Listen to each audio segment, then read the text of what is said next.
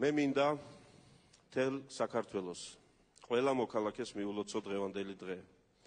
იმიტომ რომ ეს არის მართლაც უახლეს ისტორიაში ერთ-ერთი ღირსშესანიშნავი დღე. დღე, რომელიც ყველას გვაერთიანებს.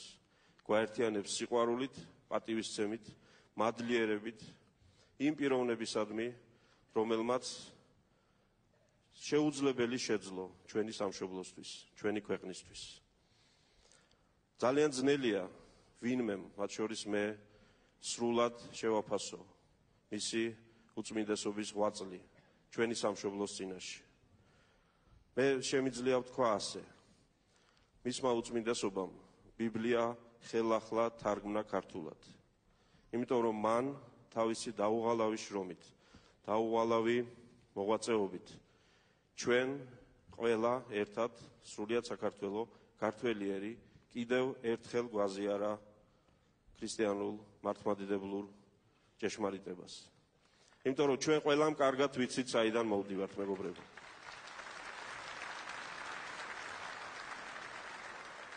ჩვენ ვიცით რა ქვეყანაში ვცხოვრობდით. თავს მოხვეული ათეიზმი, ძალადობრივი პოლიტიკა, რომელმაც საზოგადოება სულიერებისგან დაცალა. და მისი უწმინდესობის დამსახურებაა ის, რომ დღეს საქართველო ქართველიერი დაუბრუნდა თავის ფესვებს, დაუბრუნდა სულიერებას და მან შეავსო ჩვენს გულებში ის სიცარიელე, რომელიც დასადგურებული იყო სწორედ სულიერების დეფიციტის გამო, რაც კომუნისტურმა წყობამ დაგვიტოვა მემკვიდრეობით.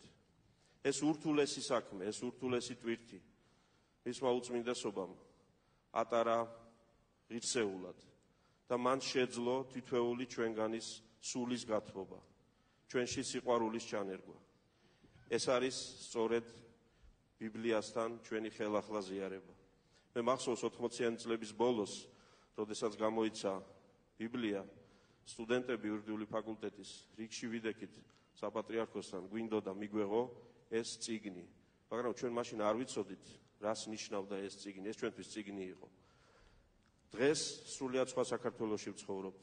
დღეს იმ საქართველოში ვცხოვრობთ, რომელიც მისი უწმინდესობის დაუღალავი ღვაწლითაა შექმნილი და გამაგრებული. მე ვერ ვისაუბრებ ბევრს მის ღვაწლზე, როგორც ეკლესიის საჭეთპრობელზე. მაგრამ მას განგებამ ხვედრად არ გუნა გაცილებით მძიმე ტვირთის ტარება. ეს იყო ქართული სახელმწიფოებრიობის გამტკიცებისთვის ზრუნვა. იმიტომ რომ ბოლო წლების განმავლობაში, როდესაც ჩვენ დამოუკიდებლობა ვაღიარეთ, თავისუფალი სახელმწიფოს მშენებლობა დავიწყეთ, ამ ხნის განმავლობაში ძალიან ბევრი შეცდომა დაუშვით. ჩვენ ვერ შევძელით ის, რომ საერო ინსტიტუტები ისევე აგვეშენებინა, ისევე გაგვემაგრებინა, ისევე გაგვეძლიერებინა, როგორც ქართული მართლმადიდებლური ეკლესია გაძლიერდა. ამიტომ ის უწმინდესობას უწევდა ამ ტვირთის ზიდვაც. მე კარგად მახსოვს, აქ ხედავ ჩემს კოლეგებს, პოლიტიკოსებს, ძალიან კრიტიკულ მომენტებში, როდესაც გამოსავალი აღარ ჩანდა, ჩვენ მივდიოდით მის უწმინდესობასთან, რჩევისთვის, დარიგებისთვის. ის ყოველთვის ჩვენს გვერდში იყო.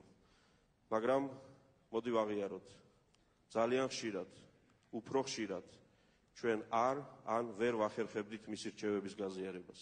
და ამიტომაც დაგვატყდა თავს ძალიან ბევრი უბედურება. ამიტომაც დაგვემართა ის, რაც დაგვემართა და ჩვენ ყველანი ვალში ვართ მასთან. მასთან, როგორც საქართველოს უპირველეს მოქალაქესთან.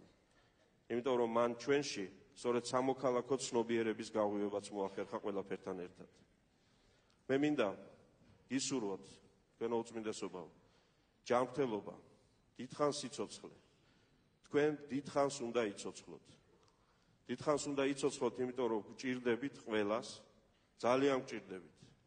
და კიდევ, იმიტომ უნდა იცოცხლოთ დიდხანს, რომ ჩვენ მოვახერხოთ იმის გაკეთება, რასაც თქვენ ამდენი წელია გვირჩევთ, გვიქადაგებთ, მაგრამ რასაც ვერ ვახერხებდით.